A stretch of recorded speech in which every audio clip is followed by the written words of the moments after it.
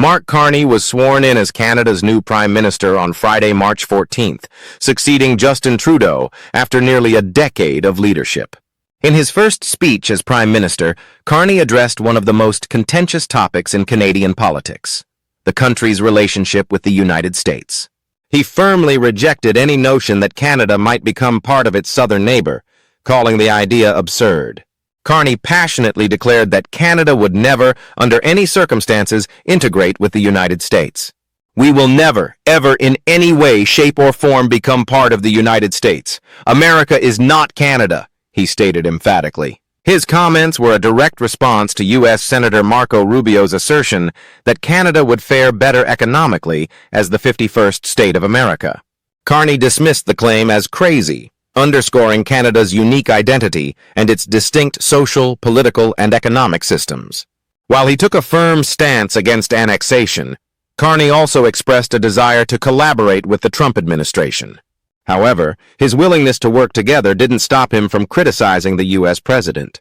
He warned that Trump's policies posed a threat to Canadian families, workers, and businesses. Carney accused the U.S. of coveting Canada's resources, water, and land, and cautioned that if American ambitions were realized, it would obliterate Canada's way of life. In a startling development that underscores the escalating tensions between Canada and the United States, the Ministry of Defense made a surprising announcement that went far beyond the ongoing trade disputes. Late Friday, Defense Minister Bill Blair revealed that Canada was actively reconsidering its decision to purchase the U.S.-built F-35 stealth fighters and exploring alternative options. Blair's reappointment to Carney's new cabinet marked a pivotal moment as the government signaled a potential shift in its military procurement strategy. The $19 billion contract to purchase 88 F-35 jets from Lockheed Martin was signed in June 2023. But now, with the first 16 jets already paid for and scheduled for delivery next year, the government is questioning whether all the planes in the fleet need to be F-35s. This reconsideration highlights the growing rift between the two nations, fueled in part by trade disputes and Trump's foreign policy stance. Canada's hesitation mirrors a recent decision by Portugal, which also abandoned its plans to acquire the F-35s. On March 14th, Portuguese Defense Minister Nuno Melo announced the cancellation of the purchase, citing concerns over the unpredictability of the U.S. and the potential impact on NATO allies. Melo expressed fears that Trump could impose restrictions on the use, maintenance, and operational capability of the F-35s, adding uncertainty to the program's future among U.S. allies. Portugal's move raised questions about whether other NATO members might follow suit, reflecting broader anxieties about the implications of Trump's policies. As Canada evaluates its options, one notable contender is the Swedish-built Saab JAS-39 Gripen. Developed by Saab AB, a company with a long history of aerospace innovation, the Gripen is renowned for its versatility and cost-effectiveness. The latest model, the Gripen EF, boasts impressive capabilities.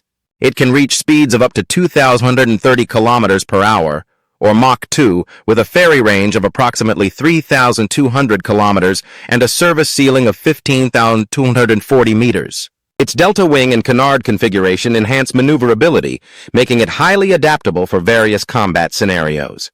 A key advantage of the Gripen is its ability to operate from makeshift runways, including ordinary roads, which could prove invaluable for Canada's vast and rugged terrain.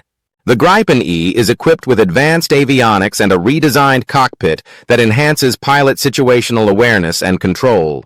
Its armament includes the capacity to carry 6 air-to-air missiles in standard configuration, and it integrates seamlessly with sophisticated weapon systems, such as the Meteor missile, offering formidable combat capabilities.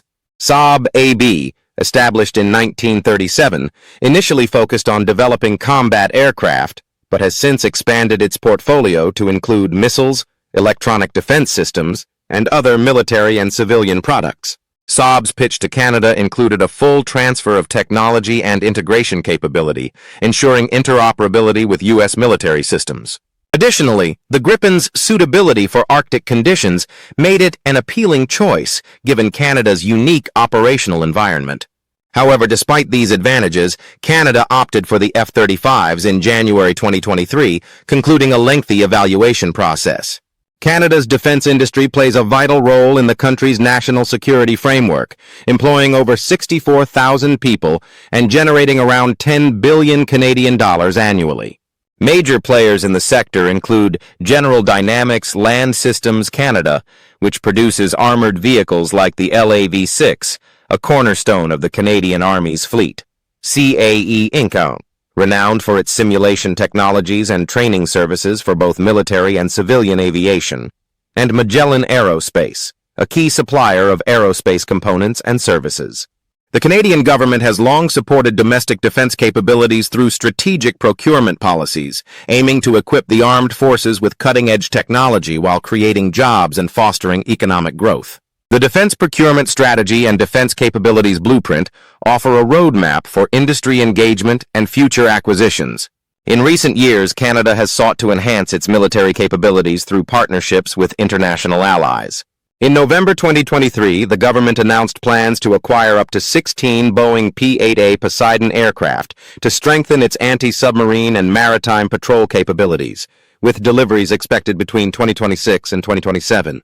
Furthermore, in December 2023, Canada secured a $2.49 billion contract for 11 MQ-9B Sky Guardian drones, set to bolster intelligence, surveillance, and reconnaissance capacities. These drones are expected to become fully operational by 2033.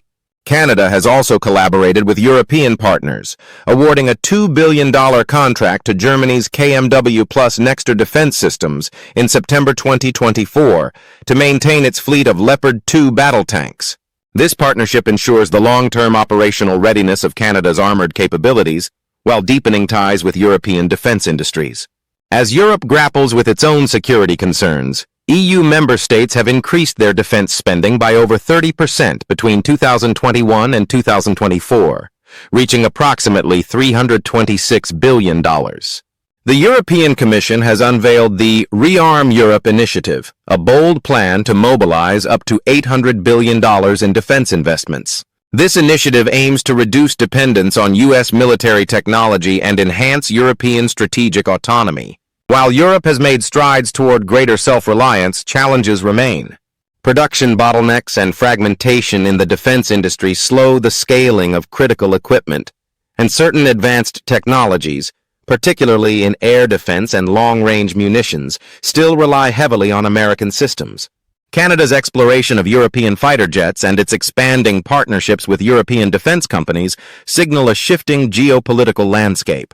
The reconsideration of the F-35 purchase reflects broader anxieties about U.S. reliability under Trump and the desire for greater autonomy in military procurement. As Canada navigates these complex dynamics, its decisions will shape not only its defense capabilities, but also its strategic alliances for decades to come.